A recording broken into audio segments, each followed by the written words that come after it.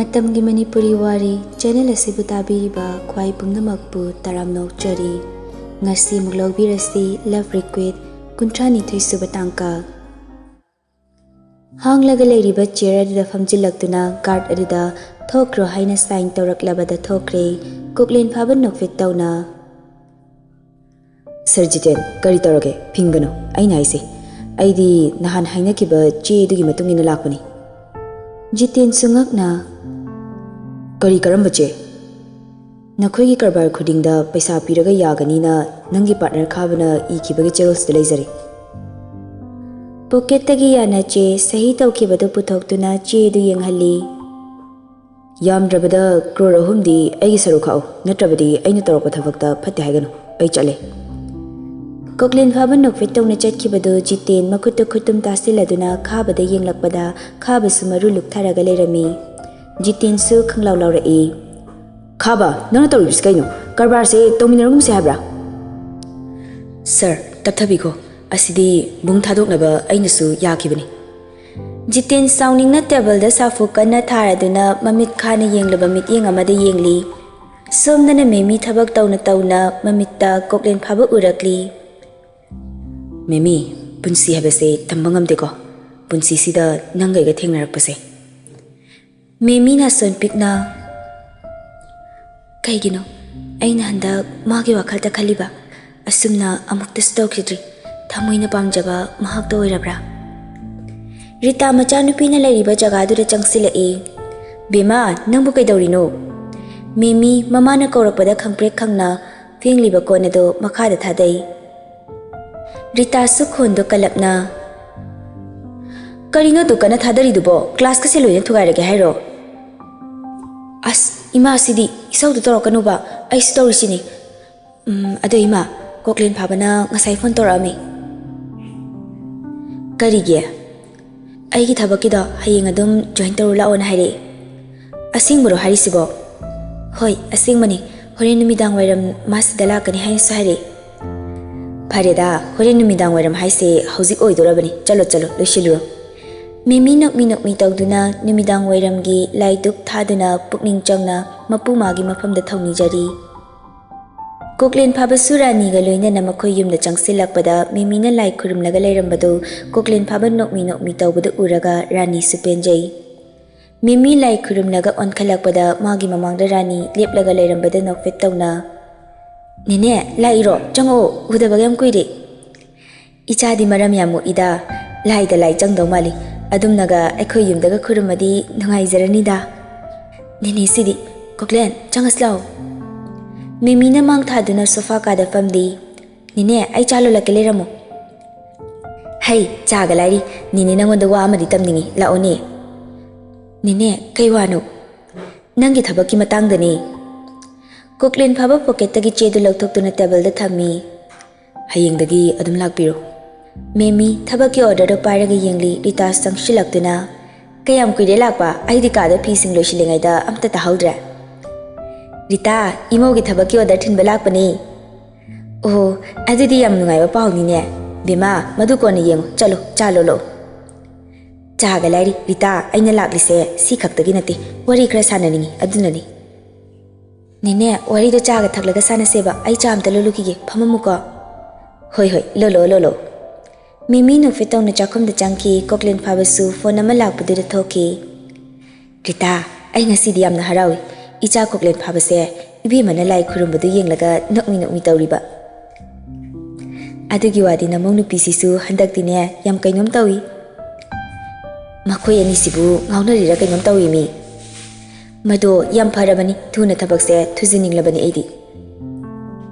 Hoi madu su hek yadri Makhoi ani se hana fazina close oina hankisiko Koklen phaba thoibiga wari sanaribani Dada ngasai nangna haidubu aibu nangi yumgi minai oyu haidubu Aidi kanada minai oyu haikige Aigi firol suba chambasibu minai kobro Aigi nupina aigi firol ga subibada madu aina pamjaba adugini nangsu pamdrane aigi figa subada Hoi pambudi pameba aduda Kaidoraba duda Hoi se ado hayeng thengtakti lakpa yaroidro Yaroi, aigi breakfast piba nang na bahona gadabni. Mimisu sa thamlamlaga mapanda thoklakpada Koklen phaba noklaga wari sanabada nungaijadi adumapu. Koklen, cha thaurase. Hoi, thaksi. Kanaga wari sanaino athoibiro. Oh, mani. Somda sa athoibi taribani manasu. Dada, nupido kanano? Ngaiko ko, kona toroke, thamage. Koklen phaba phone do kakhi athoibi di sauning badalori call hanjin tawzai adu pairakidre. Kanano athoibiro? Hoi, mani. Angang din nungai kiroidaba thabak tawganu ko. Khangde da mimi, gyan tade, aina tawshi. Khangde udi hairaga hekti yaba nati, nangna tawningliba thabak to phajana taw. Hoi, adubudi tawni. Adubu aina tawrisha karino haina amuk-amuksu kok ngauri. Ai mabu gyan tahanba pami. Chummi. Adubu kitangdi wagadrana khali. Adubu gyan tahanaba honabada phajana taw. Nangi sumating ni rakidaba walida. Taw thage hairin ni idea. Adu Koklen, nang maloge hainani khanbra. Mimi, sigi wasi toksida. Hayang antana lau ko, ay sulakani. Hoi, yam nungai, nang naibu nangi hospital da buhangani haibada. Ay suyana nungai zi. Apauba top surgeon doctor ama ay hospital da puba haibasi. Changase, hauba hautaba cha thaurase. Numit ado haukre jid sumangda sajin tauribani pung taruk tafatringaida machanupi na tholakpadada ngakna. Nangna kaida chatke hariba ayuksida. Baba, thabak ne thingi chalukhige. Athoibi hobiabe chenkibado jit nofit tahori ayuk nganta oibaduda uber su fangdabagum taw. Nangnaba haidana magi hanagi cycle da thauraga laklibani pung 8 tadoba minute ahum watingaida yaushilakduna manungda changsilai. Che, saraugai kraba. Haugatribani lao chaga lolasi nangi dressisu amasilas lao natradi motlani. Athoibi met amana pirakliba dress to change story ahanba oibaga masadu heinadi madu oirabasu hainaba sajinaribani chakhumda changsilakduna chalonge tawrakpada loyumbina samdupulo natradi sarna chaibani. Yarida kaigi pundoino adum thadoke. Yadabani bema samyaubadugini. Athoibi tande mandi masamdo punkhatli chalon basu haitabanina ahanbu oina loyumbina takpiri bedo ahiba saraduna chalon bade isu hai aidum tahauge loyumbi su haira boiningdana magi mathau tawkre loyumbina takli bedo madugi onna tainana tawri chalon baloreduna match singna tawri bedo yengwagi mahutta YouTube ta isai yengli tanjadu da Koklen phaba sukum tharai dining hall da famduna khabar do pari. Athoibina lolamba chado hairaduna piri Koklen phaba chado chingba horakpada chado kamthorakpada mayamdo khangpre khangi Koklen phaba khonkalapna kanana chasilonge. Sir, athoibina lonbani. Chase amkalolo. Phani sir. Loyumbi chakhumda changsinki chado masu kitang taste tawrubada sangomsu charang hauramdabaduda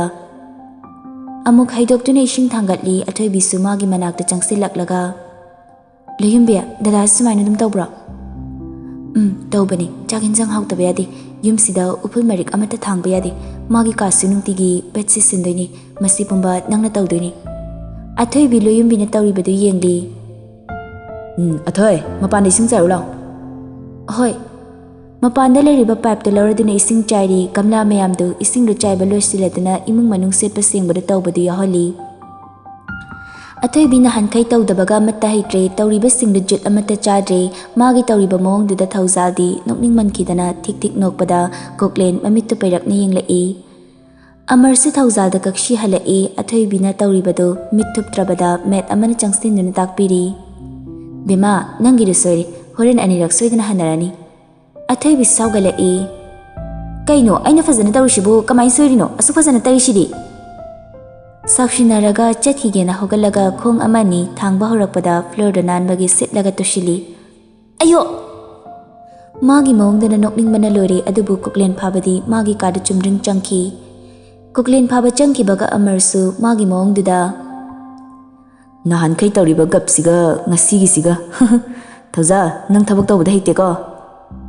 Athoibi tapna hogaladuna stair da famlaga lairi ahanbaga oire kapningba haibada oirabani adumakbu miya mamangdi ikaibanina haitrasu haitana tawribani atai singna takpibadusu laubiba natte. Nungcthoi se hinjang semta malamu ai manung damuk ta changu ki chakhom damuk changsilaktina malamba insang damuk malibani adubu haitre loyum bina magi mong duda sumaina tawgadabana ti sumaina tawgadabani hawaya sang bidu semba takpiri loyum bigi mong duda thebi saugala e noina tawrise ai se kemta haitabigi mong ni ne piro ai tawge loyum bi wahai amata haidana magi tawfam thokpada tawri met amana thuna changsilaktuna loyum bi sarda pung nipan de chatkani hari chak thonglabo chakti thongi hinjang di semli sini loyum bi athoi bi na semli benjang du yenglobada siri soire thoi bi se nangi siyar ai tawge loyum bi na tawri bado yengdana magi thokpa tawri somdari koklen phaba phonda athoi bi na tawri ba singdu yengdi thuna ka dagi thoklakpaga athoi bi gi manakta lepladuna lawra e nang sida lai se thabak tawba lai ra natraga kari tawba lai no dada kai nu isau du torakanu ba ngak waina pathabani nang no pathare ba matam se kyam kirge thabak amata stawba hiti karam na miyoi durige kana kana lai loyumbi se chenthara e sir kari nang na thoibi bunga sidagi tawri basing se takpi tambi gadabni phani sir aduga thoibi noksu loyumbi na takpu khuding in gadabni tha ma ina nongonda chance piri nangi licha sasu mafam sida yaro masida haitrabadi athaibi pakhana hoi ai tawzage aduradi haibigano koklen phaba wahi amata hairamdana kada amuka khatkibada leiriba singdo sor sangno hondokli amarsu hondokli as aidi jebiga khalurini thaujal mamit perapne yengladuna yare he nangmasu sir syam phattabagi mong daga puhali chaslaw bondhu iruzabada kuiriba nang hana iruzawso amar mamit perap yenglamnaga kada kakhatki thaujal su hoi mai hairamdana kakibada metsingsu magi mathau tawri mimi su thabat chatringaida thabak sing tawshilibani ritas changsilaklaga bema nangbu tawranune ima ta hoge karigi chana tawdoribano yani ma ai dum tawzage nangbu thabak chatlamdaida chak thongnidubu horen chakhum manam namlani haibani ne chatlamdaida mu iruzaraga lori akhoi ma sidiba mimi su chak to loishilamduna magi khara charaduna washroom da changsinduna firo loishili achamba firol kurti icham chamba mastet laduna table da lairiba stethoscope amadi apron do paraga thoglai rita sumacha gi thabak chatnaba tholakpada harauna nokfet tawna pungbu kya tarage nganmandru nangna thoglai sibo pung mapan takre thengkre ahan ba join tawbanina kharangana chatninge hoi mangbaloyu Memi garage dagi gari du thaudok lagladuna Mania Cancer Hospital de yokshilai ma he kumtharappaga hospital de lairiba mi sing loini yengnari